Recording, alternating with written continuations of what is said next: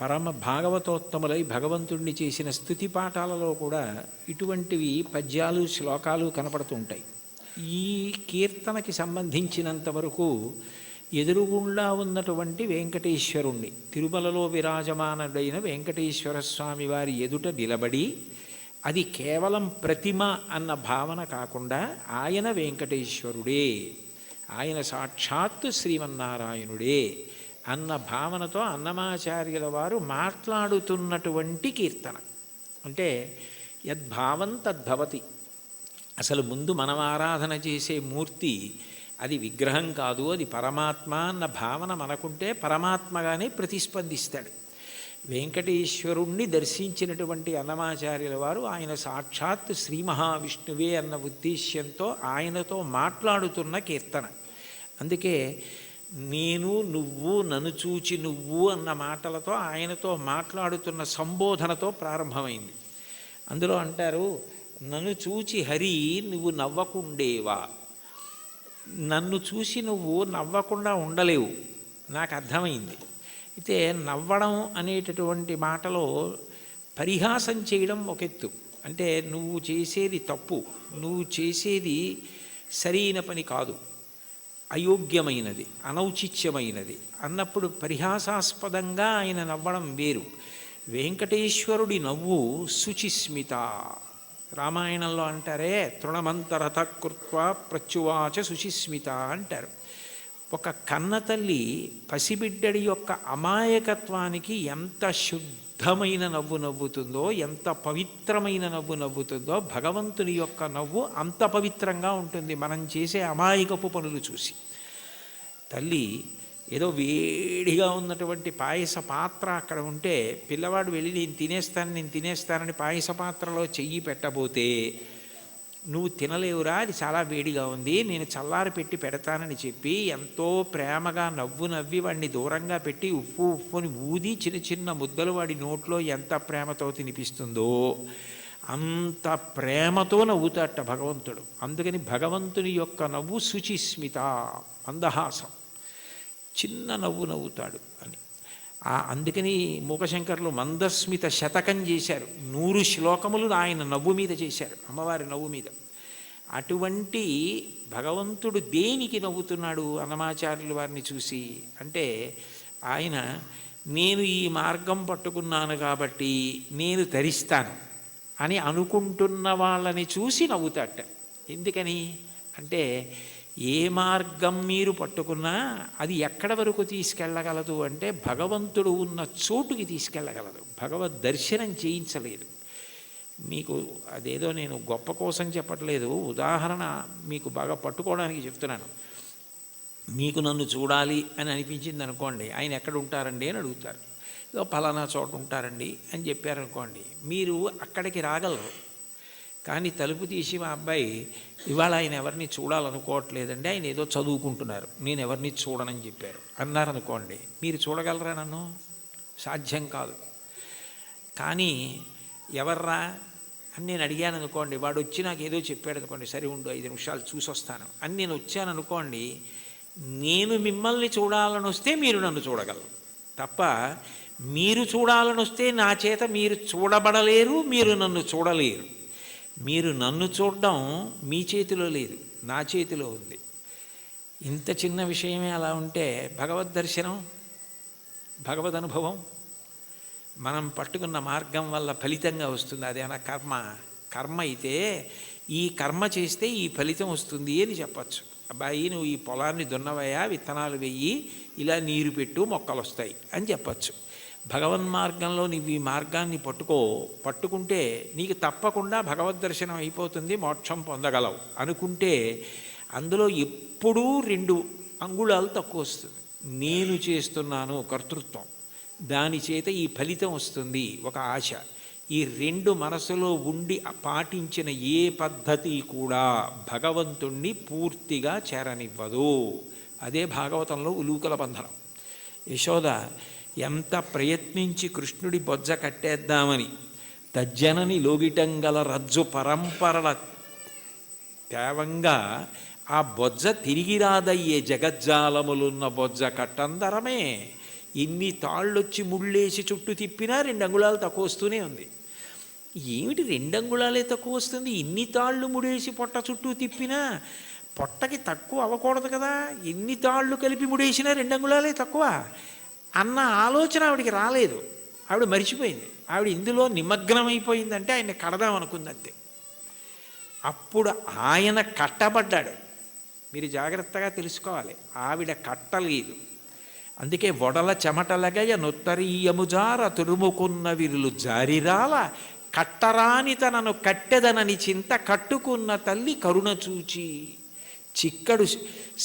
చిక్కడు సిరికౌగిటిలో చిక్కడు సనకాది యోగి చిత్తాబ్జములన్ చిక్కడు శృతిలతి కావళి చిక్కెనతడు లీల తల్లి చేతన్ రోలన్. ఆయన వేదమంత్రాలకి దొరకడు, ఆయన లక్ష్మీదేవి కౌగిటికి దొరకడు, ఆయన సనకసనందనాథుల మనస్సులో ఎందు దొరకడు.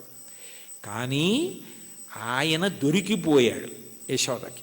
ఎందుకు దొరికిపోయాడు అంటే ఆమె ఎందుకు చేస్తోందన్నది ఆమె మరిచిపోయి ఆయన ఆయనని కట్టడం అన్న దాంట్లో 2 అంగుళాలు తక్కువ వచ్చాయన్నది ఆవిడ మరిచిపోయినప్పుడు కట్టబడ్డాడు. నేను ఇది చేస్తున్నాను, ఈ మార్గం పట్టుకున్నాను, దీనివలన ఇది కలుగుతుందని నువ్వు మరిచిపోయి ఆనందంతో అది చేసినప్పుడు ఆయన నీ చేత బంధింపబడతాడు. అదే మహాభారతంలో సహదేవుడు కట్టడం, అదే భాగవతంలో యశోద కట్టడం. అది లేనప్పుడు నేను ఒకటి పట్టుకుని ఇదిగో ఇది చేసుకొచ్చేస్తున్నాను కాబట్టి నీ దగ్గరికి వచ్చేస్తున్నాను, నువ్వు నాకు వశపడిపోతావంటే నేను గొప్ప ఆయన గొప్ప. అప్పుడు దానికి ఒక పాఠ్య ప్రణాళిక ఉంది, ఇలా చేసేస్తే ఆయన దొరికిపోతాడని. అలా ఎక్కడుంది స్వామి, అలా ఉందా అని చెప్పడానికి మనసుకు గోచరమా మాటలకు గోచరమా? మనసుకి నువ్వు దొరికిపోతావా? ఎలా దొరికిపోతావు? పటకార అంటారు లోకంలో. పటకార అంటే కింద మరుగుపాల గిన్నె ఉంటుంది, పైన నా చేత్తో పట్టుకుంటే పటకార ఏం చేస్తుంది? మరుగుపాల గిన్నెని పట్టుకుంటుంది. నేను గట్టిగా పట్టుకుని పక్కన దింపేస్తాను మరుగుపాల గిన్నెని. ఆ మరుగుపాల గిన్నెని పట్టుకున్న పటకార నేనే పట్టుకుంటున్నాను మరుగుపాలని అనుకుంది అనుకోండి, నేను పైన పట్టుకోవడం మానేశాను అనుకోండి, పట్టుకోగలదా? నేను పట్టుకుంటుంది కాబట్టి దాని పేరు పటకారని పేరు. ఈశ్వరుడి యొక్క చైతన్యము పడితే మనసు పనిచేస్తుంది. అసలు ఈశ్వర చైతన్యం పడకుండా మనసు ఎలా పనిచేస్తుంది? సంకల్ప వికల్పములు ఎక్కడి నుంచి వస్తాయి? నానాఛిద్రఘటోదర స్థిత మహాదీప ప్రభాభాస్వరం జ్ఞానం యస్యతు చక్షురాదికరణ ద్వారా బహిస్పందతే జానామీతి తమైవ భాంతమనుభాచ్యే తత్సమస్తం జగత్ తస్మై శ్రీ గురుమూర్తయే నమ ఇదం శ్రీ దక్షిణామూర్తయే అంటారు దక్షిణామూర్తి అష్టకంలో. మనసు మాత్రం ఆయన ప్రభావం, వాక్కు ఆయన ఇచ్చినది. నేను ఇప్పుడు దీనికి ఇలా వ్యాఖ్యానం చేయాలంటే నేను ఎన్ని రోజులు చదువుకురాను దాన్ని? ఇక్కడ ఉన్న సమయాన్ని బట్టి ఏదో చెప్పాలంతే. నాకేదో భావన వచ్చిందనుకోండి, ఆ భావన నాలో కదిలినప్పుడు మూలాధార చక్రం దగ్గర నుంచి పైకొచ్చిన గాలి బ్రహ్మరంధ్రం దగ్గరికి వెడితే నువ్వు అట్లా నిర్గమించకూడదు, సమయం రాలేదని వెనక్కి తోసేస్తే నోటిలోకి వచ్చి నిలబడిన వాయువుని నాలుక కదిలి నొక్కితే సొట్టలు పడి గాలి అక్షరములై నా నోట్లోంచి బయటకు వస్తున్నప్పుడు అక్షరములు పదములై పదములు వాక్యములై నా భావనని పట్టుకుని ఆకాశగతమై వచ్చి మీ చెవులలోంచి లోపలికి వెడితే నా భావాలు మీ భావాలు అవుతున్నాయి. సభాభ్య సభాపతిభ్యశ్చ భో నమో నమో. అది చేస్తున్నవాడెవరు? నేను మాట్లాడుతున్నానంటే అర్థం ఎక్కడుంది దానికి? ఇది నేను వెళ్ళిపోయిన తర్వాత నేనే చెప్పాను వ్యాఖ్యానం అంటే ఇది అది చెప్పింది, నేను చెప్పింది అది చెప్పింది. ఇది నాకు మైకు, నేను ఆయనకి మైకు. లోపల నుండి ఆయన చెప్తే నేను మైకు తప్ప నేను చెప్పడం ఏంటి? అది తెలిసిన వాళ్ళు నేనన్న మాట అనలేదు. పలికెడిది భాగవతమట, పలికించు విభుండు రామభద్రుండట. నే పలికిన భవహరమగునత, పలికెద వీరుండుగాథ పలుకగనేలా. నా స్వాతంత్రం ఎందుకు? ఆయన ఏది పలికిస్తే అది పలుకుతాడు తప్ప నేనన్నది ఏం లేదన్నారు పోతన గారు. ఏమిటి అంత భాగవతాన్ని ఆంధ్రీకరించిన మహానుభావుడు. కాబట్టి దీనికి ఇది మార్గం అన్నది ఎక్కడుంది అసలు? ఈ మాటల చేత ఆయన వశపడిపోతాడు. నేను ఇన్ని ప్రవచనాలు చేశాను కాబట్టి నేను ఖచ్చితంగా భగవంతుణ్ణి చేరిపోతాను అని ఎట్లా చెప్తావు? ఆయన అనుగ్రహం నీ చేత మాట్లాడించింది. నీవు మాట్లాడడంలో నిన్ను నువ్వు మరిచిపోతే మాట్లాడడం నీ నిప్పి మరిచిపోవడానికి నీ బాధ మరిచిపోవడానికి కూడా కారణమైపోతాయి. నిజంగా నీకేదో నిప్పిగా ఉంది, అయినా మాట్లాడడంలో నువ్వు ఆ నొప్పి మరిచిపోతున్నావు. అంటే అన్నీ మరిచిపోవడానికి నీకున్నది సాధనం అయిపోతాయి. అప్పుడు ఈశ్వరుడు వశపడతాడు తప్ప ఇది నాకు మార్గము, దీనికి ఇది ప్రయోజనము అని అనుకున్నంతకాలం నువ్వు వశపడతావా స్వామి? అంత అమాయకుడివా? అది సాధ్యమా? అంటే ఆ మైమరుపు రావాలి. అందుకే మీరు చూడండి, తన్మయుడైపోయాడండి అంటారు. తన్మయుడైపోయాడండి అన్న మాటకు అర్థం ఏమిటి? తత్ యందు మయమైపోయాడు. ఏమంటే మరి దొంగ మీ జేబులోంచి డబ్బులు తీసేస్తుంటే మీకు తెలియలేదా అన్నారనుకోండి, ఆ శోభారాజు గారు కీర్తన పాడుతున్నారండి, దాంట్లో తన్మయం అయిపోయానంటాడు. అంటే మనసంతా ఆవిడ కీర్తన యందు మగ్నం అయిపోయింది. దొంగ జేబులో చేయి పెట్టడం కానీ డబ్బులు తీయడం కానీ తెలియలేదు. చర్మానికి స్పర్శ ఉండదా? ఉంది. కానీ ఎందుకు తెలుసుకోలేకపోయింది? అంటే మనసు పాట యందు తన్మయం అయిపోయింది. అలా నువ్వు ఏది చేస్తున్నావో దాని ద్వారా నువ్వు తన్మయమైపోతే అప్పుడు ఈశ్వరుడు వశపడతాడు. తప్ప ఇది నేను ఇంత బాగా చేస్తున్నానని నువ్వు నీకు పొగుడుకోవడం అలవాటైపోతే, ఇది నేనే చేస్తున్నాను అనుకుంటే నువ్వు బాగా చేసుకుంటున్నావు కదరా, చేసుకో అంటాడు. అది తన్మయానికి కారణమై, అందుకే చిట్ట చివరికి ఏదైనా ఎక్కడికి వెళ్ళాలి అంటే మౌనమునందు పర్యవసించాలి.